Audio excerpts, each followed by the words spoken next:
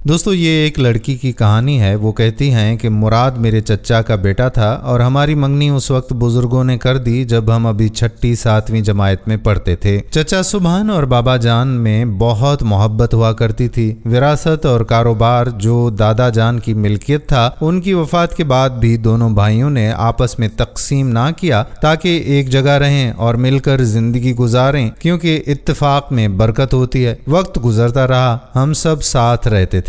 والد اور چچا بھائی ہی نہیں بزنس پارٹنرز بھی تھے۔ سچ ہے کہ اتفاق میں بہت بڑی برکت ہے۔ جب دونوں نے ایک دوسرے پر بھروسہ کیا تو اللہ تعالیٰ نے بزنس میں اتنی وسعت اور برکت عطا کی کہ دولت کی ریل پیل ہو گئی۔ ہم ایک پر عیش اور خوش باش زندگی بسر کرنے لگے۔ وقت کے ساتھ ساتھ دونوں بھائیوں کے بچے بھی جوان ہو چکے تھے۔ چچی ہماری شادی کرنے کا سوچ رہی تھیں، تبھی والد صاحب نے تجویز دی کہ اب گھر چھوٹا پڑتا ہے، بچوں کو شادیوں کے بعد علیحدہ گھر کی ضرورت محسوس ہوگی۔ اللہ تعالیٰ نے بہت دیا ہوا ہے، کیوں نہ پہلے گھر بنوا لیں اور پھر شادیاں کریں۔ چچا جان بولے کہ بھائی صاحب آپ جو چاہتے ہیں وہ کریں، میں آپ کے ساتھ ہوں۔ والد صاحب نے ایک اچھے علاقے میں 2 پلاٹ خریدے اور ان پر ایک جیسی 2 کوٹھیاں تعمیر کروا لیں۔ ارادہ تھا کہ نئے گھر میں منتقل ہوتے ہی میری شادی مراد اور میرے بھائی اشعر کی شادی مراد کی بہن شہر بانو سے کر دیں گے۔ اور وہ خوشی کا دن بھی آ گیا جب کوٹھیوں کے لیے نیا سامان اور فرنیچر خریدا گیا اور ہم دونوں کنبے اپنی اپنی کوٹھی میں شفٹ ہو گئے۔ دیوار سے دیوار ملی ہوئی تھی لیکن گھر الگ ہو گئے۔ چچی امی کی خالہ تھیں،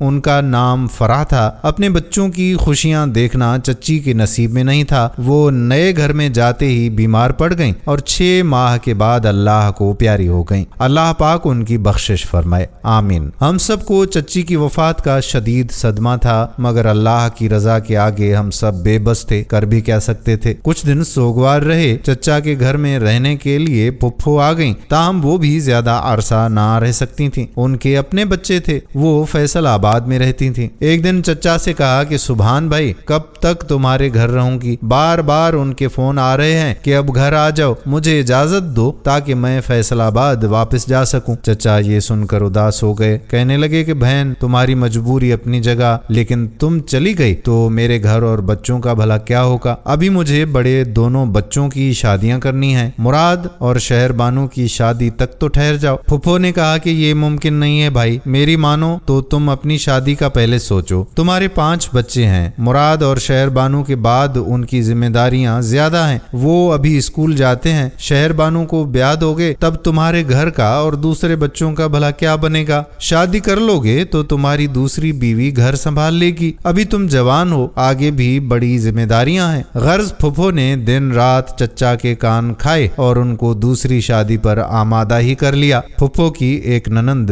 عظما جو شادی کے 2 سال بعد بیوہ ہو گئی تھیں، انہوں نے چچا جان سے اس کی شادی کروا دی، اپنے سر سے بھی بوجھ ہلکا کر دیا اور بھائی کا گھر بھی اپنی دانست میں دوبارہ آباد کر دیا تھا۔ گھر تو آباد ہو گیا لیکن عظما زیادہ وسیع دل کی مالک عورت نہ نکلی۔ اس نے آتے ہی مختلف قسم کی منصوبہ بندیاں شروع کر دیں۔ پہلے چچا کو دن رات یہ باور کروایا کہ بزنس میں سارا وقت محنت تم کرتے ہو اور مفت میں تمہارا بھائی منافع کا مالک بن جاتا ہے۔ مراد اور فراز دونوں کے مستقبل کا سوچو، ان کو اپنے ساتھ کاروبار میں شریک کر لو اور جیٹھ کو علیحدہ کاروبار کرنے دو، ان کے بھی بیٹے ہیں، بعد میں جھگڑے جنم لیں گے۔ کوئی سوچ بھی نہ سکتا تھا کہ چچا کبھی ابو سے علیحدہ ہونے کا سوچیں گے بھی، مگر عظما میں کچھ ایسی طاقت تھی کہ وہ شوہر کو میرے والد سے بدگمان کر کے ہی رہی۔ جہاں محبت بڑھ جائے حاسد آگ بھی لگا دیتے ہیں۔ نئی چچی نے ایسا ہی کیا۔ 1 سال بھی نہ گزرا تھا کہ وہ حد آ گئی جب چھوٹے بھائی نے بڑے بھائی کے سامنے کاروبار الگ کرنے کی تجویز آخر پیشی کر دی۔ حساب کتاب پر اصرار کیا اور پھر روپے پیسے کے بارے میں غلط فہمیاں پیدا ہو گئیں، اور جب غلط فہمیاں بڑھتی ہیں تو دل بھی ایک دوسرے سے دور ہو جاتے ہیں۔ بالآخر والد صاحب کو کاروبار الگ کرنا پڑا۔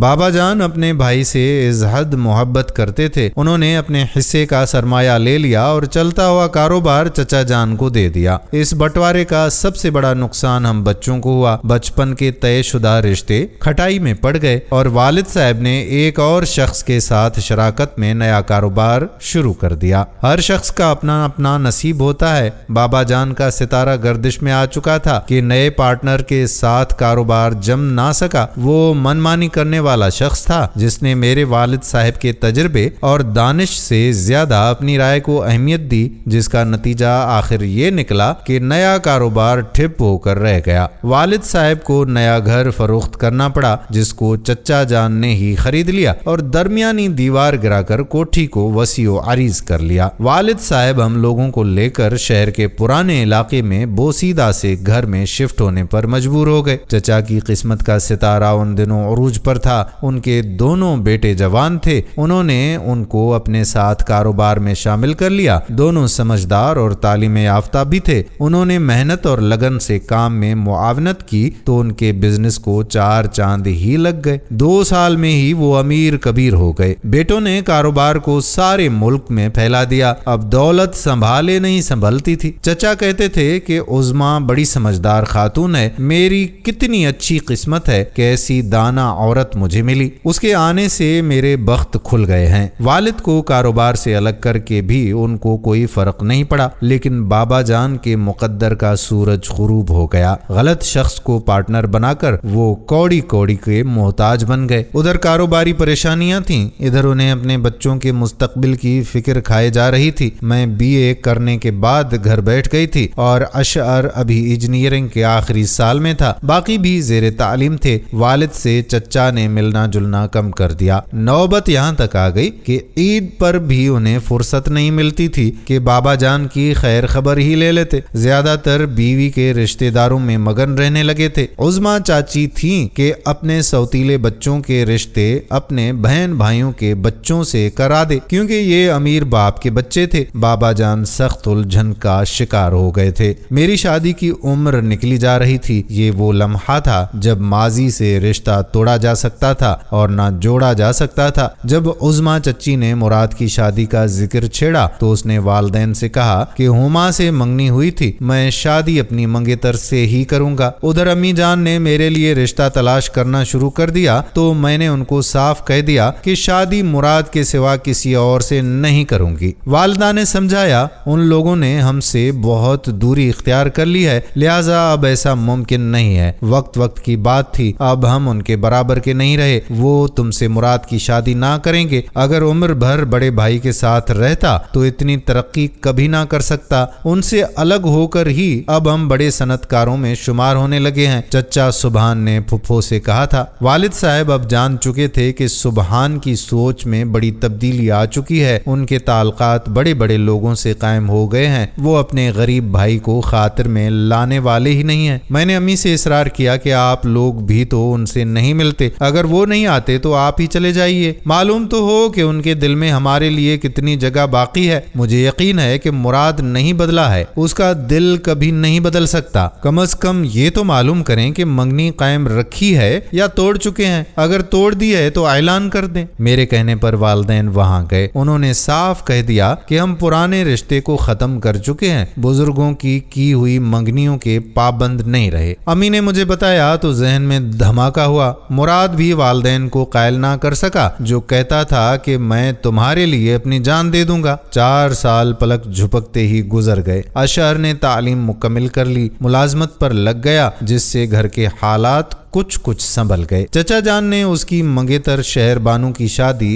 ایک صنعت کار کے بیٹے سے کر دی۔ کار، بنگلہ اور لمبا چوڑا جہیز بھی دے دیا۔ اسی طرح انہوں نے مراد کی شادی بھی ایک بہت زیادہ امیر گھرانے میں کی۔ لڑکی قیمتی جہیز اور وہ سب کچھ لائی جس کی توقع کی جا سکتی تھی۔ انہی دنوں میرے دوسرے بھائی انور نے بھی تعلیم مکمل کر لی اور اسے بینک میں ملازمت مل گئی۔ اشعر 4 سال کے لیے بیرون ملک چلا گیا۔ اللہ تعالیٰ برے دنوں کے بعد اچھے دن ضرور لاتا ہے۔ رفتہ رفتہ والد صاحب کا کاروبار جمنے لگا۔ جب تک اشعر کی واپسی ہوئی ہم پھر سے خوشحال ہو چکے تھے۔ اس کو آتے ہی اعلیٰ عہدہ مل گیا۔ والد نے دوبارہ نئی کوٹھی خرید لی۔ ادھر چچا جان بیمار پڑ گئے اور کاروبار سنبھالنے سے معذور ہو گئے۔ تمام معاملات بیٹوں کو سنبھالنے پڑ گئے۔ فراز چھوٹا بھائی مراد سے الجھنے لگا۔ وہ برے دوستوں کے چنگل میں پھنس چکا تھا۔ ان میں اختلافات بھی شروع ہو گئے۔ دونوں کی بیویوں میں بھی نہیں بنتی تھی، پہلے گھر علیحدہ ہوئے، پھر کاروبار الگ ہوا، بالآخر ان کی خوشحالی کو زوال آنے لگا۔ مراد کی بیوی بڑے امیر گھرانے کی لڑکی تھی، شوہر کے مالی حالات ٹھیک نہ رہے تو اس نے بھی مسائل پیدا کرنا شروع کر دیے، روز جھگڑ کر میکے جا بیٹھتی تھی۔ ایک دن باپ کے گھر گئی تو واپس نہیں آئی اور خلا لے لیا۔ جب مراد سے اس کی بیوی نے طلاق لے لی اور چھوٹے بھائی کی بیماری کا سنا تو والد صاحب ایک بار پھر گئے تاکہ بھائی کی مدد کریں اور میرے اور مراد کے دوبارہ رشتے کی بات کر سکیں۔ عظما نے بیمار شوہر کی نہ چلنے دی اور مجھے بطور بہو قبول کرنے سے ہی انکار کر دیا۔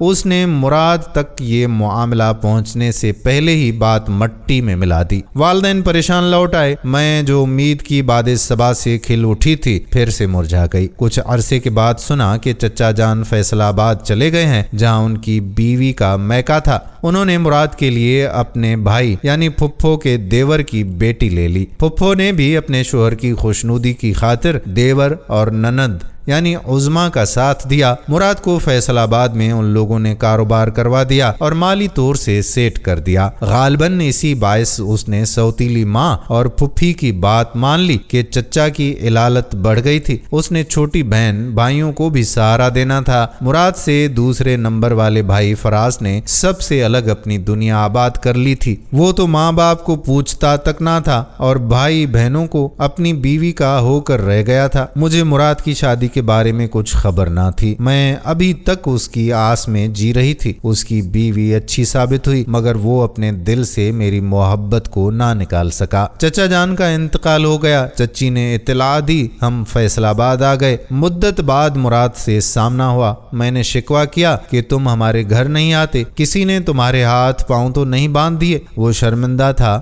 کہا کہ کسی روز ضرور آؤں گا۔ واپسی پر والد صاحب کو ایک اچھا رشتہ بتایا گیا تو سب نے مجھے سمجھا بجھا کر مجبور کر دیا۔ والدان نے بھی کہا کہ مراد دوبارہ شادی کر چکا ہے، اگر چاہتا تو پہلی بیوی کی طلاق کے بعد شادی کر سکتا تھا مگر اس کے دل میں ہمارے لیے کوئی جگہ ہے ہی نہیں۔ تم کس لیے شادی سے انکار کر کے ہمیں تکلیف میں مبتلا کیے ہوئے ہو؟ ماں باپ کو مجبور دیکھ کر میں نے ان کی رضا کے آگے سر جھکا لیا اور میری شادی بابا جان کے دوست کے بیٹے انیس سے ہو گئی۔ میری شادی کے بعد مراد ایک دن اچانک بابا جان کے گھر آ گیا۔ میں بھی اتفاق سے میکے آئی ہوئی تھی۔ جب امی نے اسے بتایا کہ ہما کی شادی ہو گئی ہے تو وہ سکتے میں آ گیا، جیسے اس خبر سے اسے بہت دکھ پہنچا ہو۔ جو شخص دوسری شادی کر چکا تھا وہ اب بھی میری شادی کی خبر سن کر صدمے میں آ گیا تھا۔ حیرت کی بات تھی، وہ تمام وقت بجھا بجھا رہا اور بغیر کچھ کھائے پیے چلا گیا۔ میرے شوہر کا بھی سامنا نہ کیا۔ یہ سب تقدیر کے کھیل ہوتے ہیں، شادی اور میلاپ، جینا اور مرنا، انسان تو بس ایک کھلونا ہی ہے تقدیر کے ہاتھوں میں۔ مراد کے جانے کے بعد میں نے سوچا تھا وقت کو کون تھام سکتا ہے، اسے گزرنا ہوتا ہے، گزرتا چلا جاتا ہے۔ 10 برس پلک جھپکتے ہی بیت گئے۔ مجھے اللہ تعالیٰ نے اولاد کی نعمت سے نہ نوازا جس کا میرے خاوند کو بہت دکھ تھا۔ میں سمجھاتی تھی کہ آپ دکھ نہ کریں، اللہ تعالیٰ کی رضا پر راضی رہنا ہی بندے کی بندگی میں شامل ہے۔ میں نے کبھی اللہ سے شکوہ نہیں کیا، تو آپ کیوں کرتے ہیں؟ زندگی بری بھلی جیسی تھی گزر ہی رہی تھی کہ ایک روز حادثے نے میری رہی سہی امید کو بھی بجھا دیا۔ انیس کام پر گئے، واپسی میں ان کے زخمی ہونے کی اطلاع آ گئی۔ ایک ٹرک سے ان کی کار ٹکرا گئی تھی۔ ہم دوڑے دوڑے ہسپتال پہنچے مگر وہ اتنے شدید زخمی تھے کہ جان بر نہ ہو سکے۔ سسرال میں عدت کے دن پورے کر کے میکے آ گئی۔ وہاں اب کس کے لیے رہتی؟ جس سے ناتا تھا وہ تو ٹوٹ چکا تھا۔ اس واقعے کی اطلاع مراد کو بھی گئی۔ وہ امی کے پاس تعزیت کرنے آیا اور مجھے بھی تسلی دی،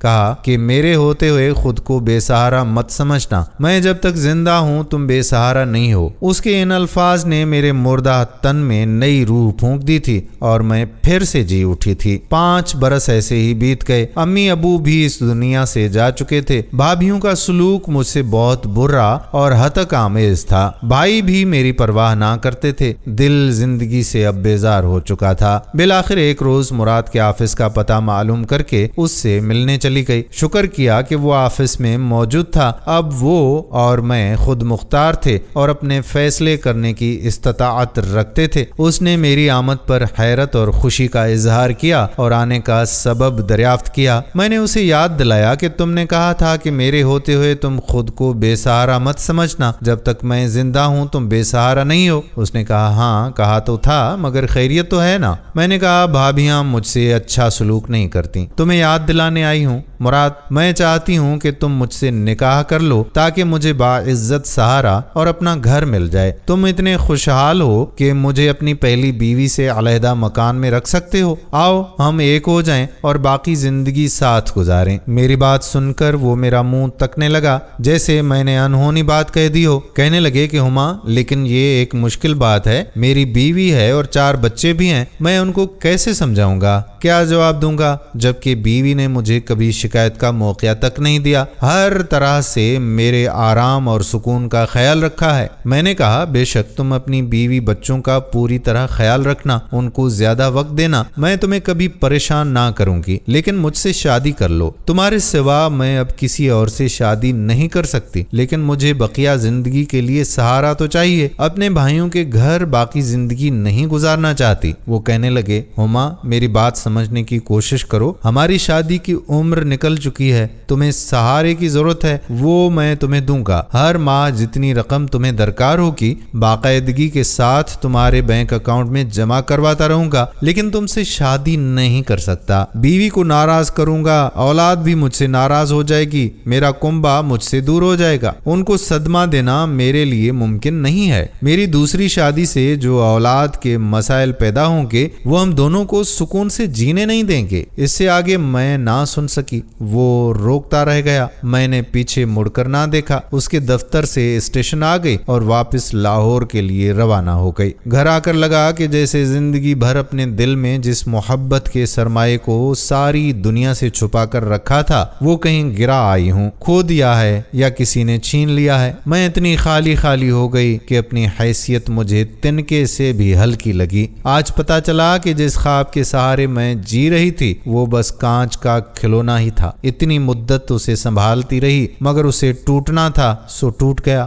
اب باقی عمر ویسے ہی گزارنی تھی جیسے گزر رہی تھی، بھابھیوں اور ان کے بچوں کی خدمت کر کے، ایک اہانت بھری زندگی جیسے میں بوجھ ہوں ان پر اور خود پر بھی۔ سو آج تک اسی طرح زندگی کے دن پورے کر رہی ہوں کہ یہی میرا نصیب ہے۔ میں آخر میں سب کو یہ پیغام دینا چاہتی ہوں کہ خدا را دولت کی خاطر اپنوں کو نہ بھلا دیا کریں۔ وقت ہمیشہ ایک سا نہیں رہتا اور نہ حالات ایک سے رہتے ہیں، اور پلیز کسی سے شادی کا وعدہ نہ کرنا، اگر کرو تو پورا کرنا، کیونکہ لڑکیوں کی تو زندگی ہی تباہ ہو جاتی ہے۔ دوستو کیسی لگی آج کی یہ کہانی؟ امید ہے کہ پسند آئی ہوگی۔ کمنٹ باکس میں اپنی رائے قائم ضرور کیجیے گا۔ سبق آموز اور زندگی بدل دینے والی کہانیوں کے لیے آپ ہمارے چینل کو سبسکرائب بھی ضرور کریں۔ آنے والی ویڈیو تک اپنے میزبان قادر بخش کلہوڑو کو اجازت دیجیے۔ فی امان اللہ۔ السلام علیکم ورحمۃ اللہ وبرکاتہ۔